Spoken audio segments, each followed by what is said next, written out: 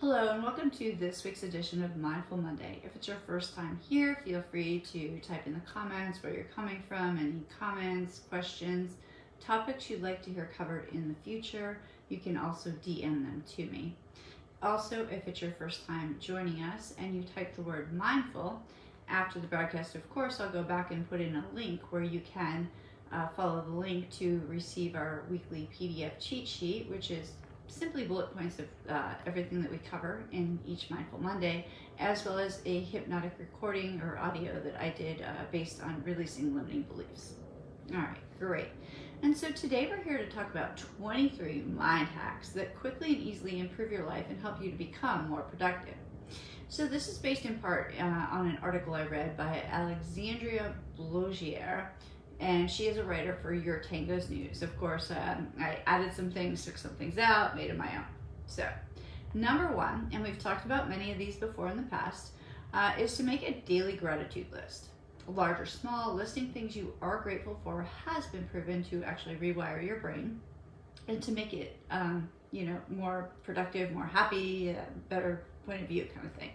So number two, is to put your phone away at least an hour before bedtime. I know I struggle with this myself. The Cleveland Clinic recently published a study on how being on our phones at night, it disrupts our circadian rhythms because the blue light from the phones, it emits this blue light that kind of disrupts our sleep, if you will. Number three, listen to or watch your educational material at a faster speed. I love this one. If you're watching or listening to a recording, I mean, obviously you can't do this live, look for a speed button when you're, on your device or whatever, because it's been found that playing the content at 1.5 times the normal speed does not alter the way your brain takes in the information or processes it. But it will save you a lot of time, and I can personally attest to this. When I was going through certain trainings, I would and it was so powerfully fast, and it was still I took in everything. So, and also listening to it in that chipmunk voice can be kind of fun too, keep you alert. All right, so number four, read something every day that you enjoy. Now I know everybody's really busy, right? So it doesn't mean you have to read a whole novel or something like that. You can read 1 or 2 pages, but just make a point of reading something every day. And honestly, tip number 2 on this one, point B, would be this is a much healthier and easier way to kind of fall asleep than, kind of scrolling through social media or watching something that's, kind of going to put you into fight or flight, if you will, on TV, like some of those shows that we do like to watch. Number 5 is to make a to-do list.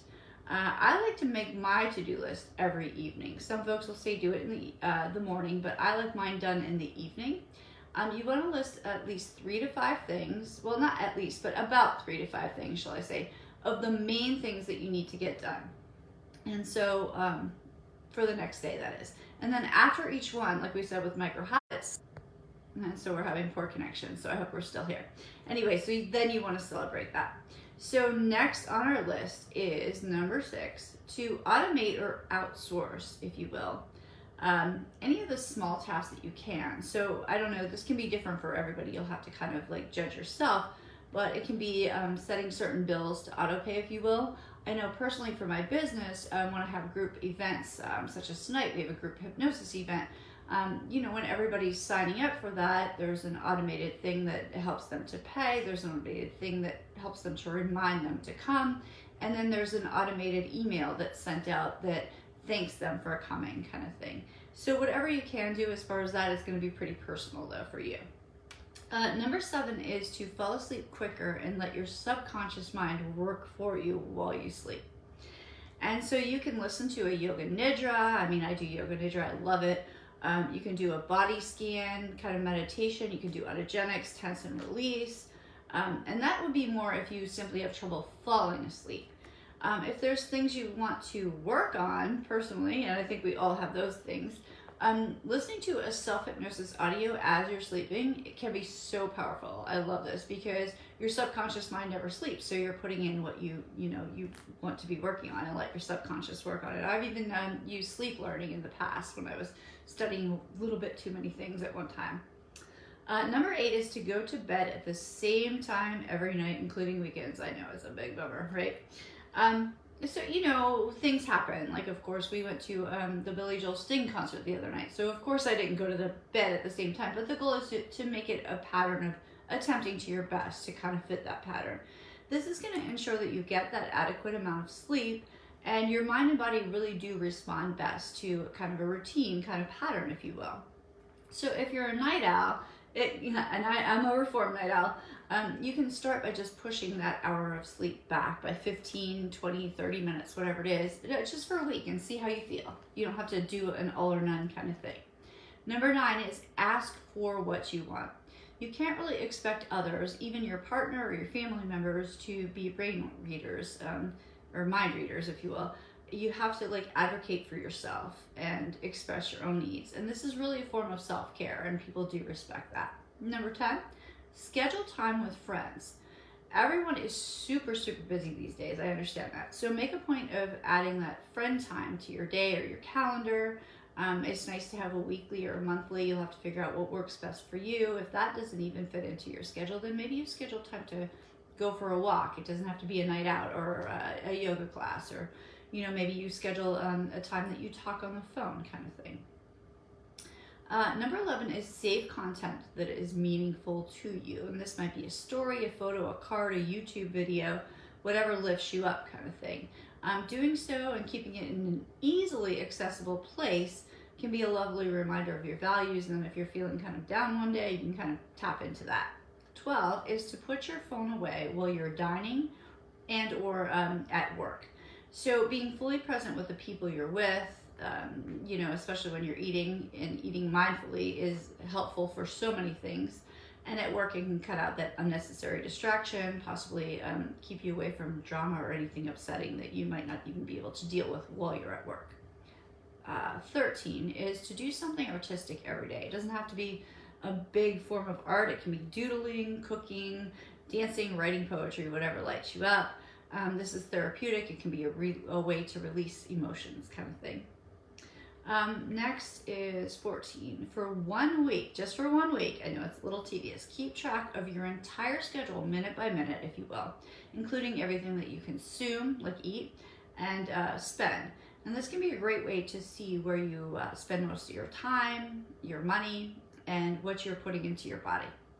So don't do it all the time. I know it's like OCD, but for 1 week, just kind of really pay attention.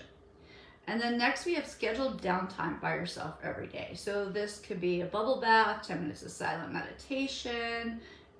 It could be a nature walk, something else, doesn't matter. Give your mind some downtime to kind of drift and decompress. In addition, schedule stretch breaks at least every 45 minutes during the workday.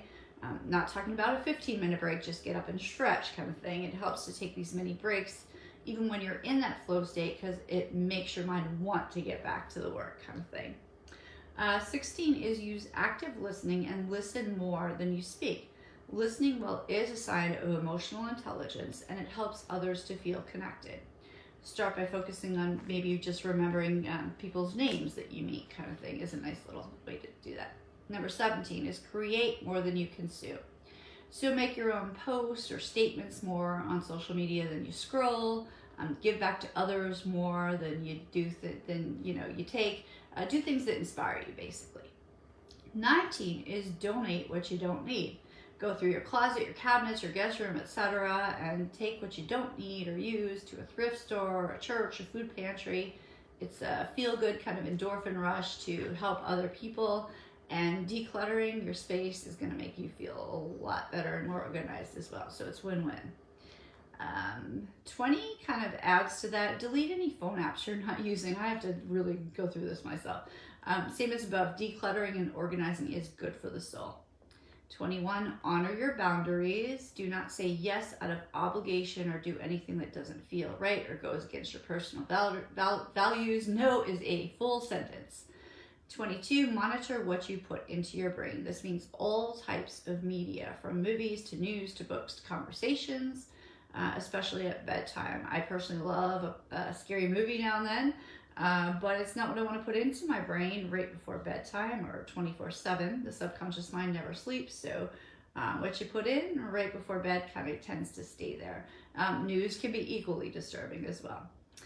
23 is do not compare yourself to others. Stay true to your own values. You don't have to do something just because others are doing it.